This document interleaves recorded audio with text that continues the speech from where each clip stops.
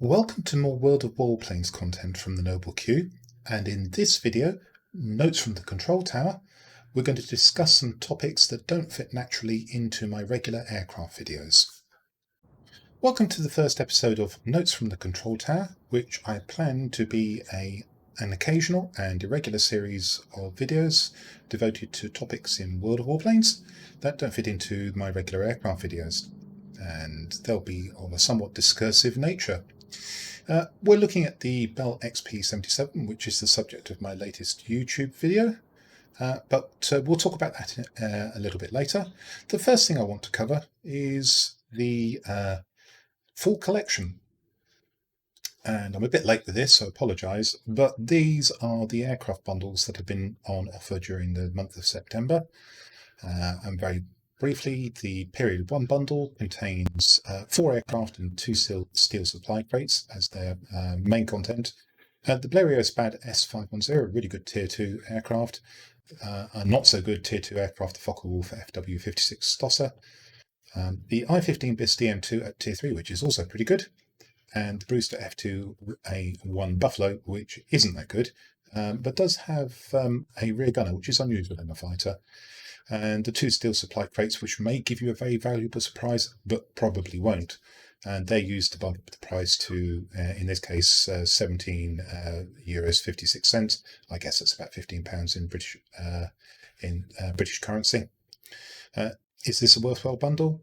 Well, 2 of the aircraft are pretty decent, and if you fly in the low tiers, you might be happy to have those. I think the price is a little bit high. That reflects the steel supply crates, but who knows, you may get something good out of those. The Period 2 collection contains 3 steel supply crates, but only 3 aircraft, and that's the Chanceford XF4U1, which I think was the prototype for the Corsair line. This has some interesting characteristics: very high boost speed for a Tier 5 fighter. A very high boost length, 15 seconds if I remember correctly, for a Tier 5 fighter, and it's pretty fast, but it's got really weak guns, and it's not very manoeuvrable either. So it's a tricky aircraft to fly. Hawker Hurricane 2D, on the other hand, kicks like a mule. It's got huge guns. It's reasonably manoeuvrable, but it's quite slow, and it's relatively low altitude. Better aircraft than the XF4U1, in my opinion. And then there's the Lavochkin Lag 3 Series 34, not to be confused with the Tier 4 aircraft of a very similar name, which is a multi-role. This fighter features a sniper cannon, and it's a bit of an acquired taste. And with the steel crates, this will set you back 22 euros 55 cents, I suppose about 18 or 19 pounds. And I really don't think this bundle is worth it unless you're a collector, or you think you might get something good out of the steel supply crates. But it's good to see these aircraft being made available. If you do want them, then you've been given the chance to get them, and you've still got the chance up until October the 1st, so another 11 days or so. So, moving on, the second topic of conversation is the extremely excellent news that yet another gambling crate, loot crate, has been added to World of Warplanes, and here they are just above my head, the Hawk supply crates, which are now added to the very recently introduced Falcon trophy crates and the more established steel supply crates, unique supply crates, and standard supply crates. And completely off the cuff, let's just pop in and see what the first prizes are. Either a 1 day of premium count or 250 gold. Then a long list of aircraft all the way up to Tier 8. Yet again, of course, this being wargaming, there is no indication of what the chances of obtaining any of these aircraft are. You may not obtain an aircraft, you may get gold or free XP or the premium account instead. And third prize is either experimental equipment, consumables Period 2 or Period 3, pilots with 5 skill points each, or materials. Now, I don't know what these are going to cost, but the steel supply crates are approximately €4.5, or about £3.75, something like that, I guess. I don't know whether these are going to be offered alongside or as part of bundles to fluff them up, or whether they're going to be offered in their own right. But the simple fact of the matter is, these are loot crates. This game is still PEGI 7 rated, and I think this is a dubious practice. by Wargaming, and having in one of my earliest videos in fact, expressed my dislike for the steel supply crates. Wargaming have clearly taken note of my criticism and decided to up the ante by introducing yet more loot crates, and it looks as if they're going to continue to do this in an effort to extract yet more cash from our wallets. Well, all I can say is caveat emptor, and let's hope that the children do not have so much pester power that their parents cave in and provide Wargaming with a revenue stream for these loot crates. They are odious in my opinion. Nevertheless, you'll be seeing them soon. And I'm recording this video in the evening of the 20th of September, and the fall ratings have just started. As we can see, we're being invited to compete to earn various cups with various prizes. I'll discuss those in a moment. Best of the best. We have to earn capture points to get these, and we can see that there's a leaderboard here, and you can see currently the first 10 people are as shown there. It's not going to stay like that, I almost guarantee it. This has been a while since we've had a ratings event, and in the past they've been split into various periods, 1, 2 and 3. This one's just for tier 5 through to tier 10 aircraft, so it's just a single rating event, and this tends to bring out the tryharders and the no-lifers, and you can expect some very large scores here if it goes true to form, as it has in the past, where people play the game to excess in probably overpowered aircraft. And one thing I'm going to predict is that at tier 10 you're going to see a surfeit of EF-131s as people try and get as many capture points as they possibly can in order to get as far up this leaderboard as they can. Personally, I won't be taking part. It should be easy enough for anybody who plays the game a reasonable amount to get this kind of level here for 481st to 1000th place, and you'll get prizes that I'll discuss in a moment, which I think are perfectly adequate. But there is something new on offer for prizes for the higher echelons. So let's go and have a look at that now. And if we just switch so I can see what I'm talking about as well, here we are. So this is going to run from now, as I say, it's just started, through to October the 3rd. The ratings will be based on the number of capture points, and you can participate basically in tier 5 or higher aircraft. And there's a load of event rules here under the button, which I won't bother going into. But let's go into the first unusual prize. This is a first for Wargaming, for World of Warplanes, as far as I know. A non-fungible unique token. Well, my first reaction was a what? But basically, it's a digital file. It's encrypted, and if you're in the appropriate class, you'll be given one of these by the World of Warplanes team, and your details will be embedded into it. So basically, you're the owner of it, and in theory, it has a value. Now, I can't tell you what a non-fungible token for World of Warplanes is going to be worth. Maybe there's a market for these things. I really can't tell, and I'm not really going to be investigating whether or not that market exists. But possibly you can sell it, and if you can't, it's a piece of artwork, as we'll see in a moment. Some more here about the non-fungible token, about what you need to do. I'm not going to go through that step by step. I really don't know whether the youngsters are going to be excited by the prospect of a non-fungible token. I can tell you as an old lag, I'm not. So if you get a competitor badge, if we just click on that, you'll get 50 gold. Well, 50 gold is better than nothing, and it should be very easy to get in the first 2,000 places for anybody who plays more than 2 or 3 games a day. For the Bronze Cup, and this is the placing that possibly I think most people ought to be aiming for if they want to preserve a decent work-life gaming balance. You'll get 150 gold and 1 piece of stock experimental equipment, 2 pieces of stock experimental equipment, collimator sight and gyroscopic sight. That's periods 2 and 3 respectively. The Silver Cup gives you a supply crate on top of that, so a little bit more gold, and the first non-fungible token, which turns out to be Miliatelli with a picture of a castle in the background. That could be Edinburgh Castle. I'm not going to swear to that though. And then, as you can probably guess, the rewards go up a little bit more. Unique supply crate, a little bit more gold. Very similar piece of artwork with the White Cliffs of Dover. I will swear to that. And then Super Cup for the real try-hard no-lifers. That's probably the Houses of Parliament, although I'm not quite sure about that building there. Again, a steel supply crate and 750 gold. Personally, you've probably detected, I think, going for any of these three here, the Super Cup, the Golden Cup and Silver Cup, well, basically you're going to have to be on holiday and really a dead loss as to what to do, if you ask me.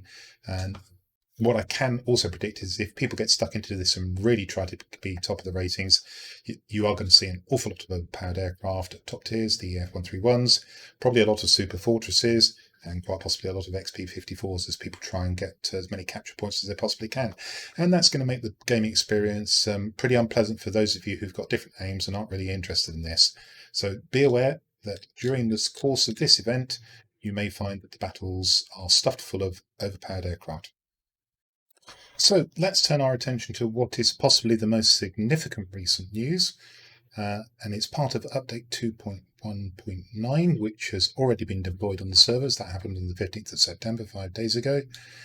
But amongst other things, it's going to introduce a brand new special reward aircraft, the Antonov M Masha. Now, I've looked into that aircraft and it never really got past design drawings and a prototype, a non-flying prototype as far as I know. So this is a paper aircraft. And if we just read the World of Warplanes team blurb on it, this experimental aircraft was developed within the walls of the Antonov Design Bureau. It's equipped with 4 23mm cannons. And the original aerodynamic configuration, well, I think they mean that it was a delta wing, a tailless delta wing. And it will provide an interesting comment here, an advantage in maneuverability in boundary flight conditions at maximum or extremely low speeds. So is it going to have a very low stall speed and still be very maneuverable?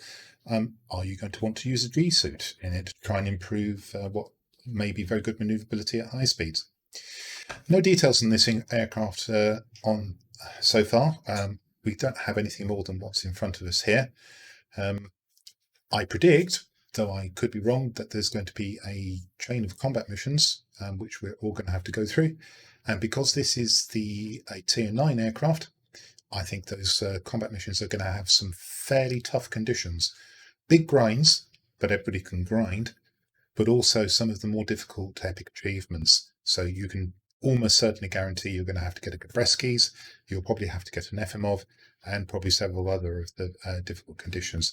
If you thought the grinds for something like the Super Fortress were difficult, or even the XP54, it's extremely likely that if this is a chain of combat missions, this will be even harder. Be warned. You may even have to get multiple instances of epic achievements, more than one Gavreski's, more than one Efimovs. We'll have to wait and see. Now, undoubtedly, there'll be certificates on sale if it is a chain of combat missions. And going from past experience, the other Tier 9 special aircraft being the XF-85 Goblin, I would predict, but I would counsel you that it is speculation, that this will cost around £60 to £70 for enough certificates to complete all of the missions. Now, probably you won't need to buy enough to clear all of the missions, but if you have to clear a significant number of legs, you can see that the cost is likely to be quite high. It could be worse than that. Tier 9 assets in World of Warships cost considerably more, and it's possible the World of Warplanes team will go down that path. One hopes not. £60 to £70, 70 to €80 is already enough in my opinion. We don't know anything else about the aircraft at the moment. At least I don't know anything else. Perhaps there's been leaks on the Russian side, but I don't read Russian, so I can't pick up on those. But one thing I am worried about is that this aircraft could prove to be the third overpowered plane in the game within the space of a few months. And if it proves to be an overpowered aircraft, then I think it's pretty certain we know which direction World of Warplanes is heading. It's going to turn, slowly but surely, into World of Premium Warplanes. A little bit like World of Tanks is turning into World of Premium Tanks. That will be disappointing because what will happen is there won't be any point in grinding the tech tree aircraft anymore, because basically you'll be fighting against people who are in overpowered premium aircraft, and if you want to be competitive and have fun, you'll have to be in the same overpowered premium aircraft, which means that you're paying to win. I sincerely hope this is not the direction the game is heading in, but this could be a significant moment in terms of indicating what the future of World of Warplanes is. So, to wrap this episode of Notes from the Control Tower up, what have I been doing recently? Well, of course, I've been producing steadily some more YouTube videos. You can see my most recent ones here, the video on the Bell XP77 that actually went up not very long ago, 1 hour ago, in fact it says that. One on the Mighty Gloucester Javelin. It must be called the Mighty Gloucester Javelin, trademark. The BVP, the Tier 10 BVP 215.02, which surprisingly I'm beginning to like, having absolutely hated it when I got it in 2018, and some other good stuff here as well. And can I just say here straight away, thank you to everybody who subscribed.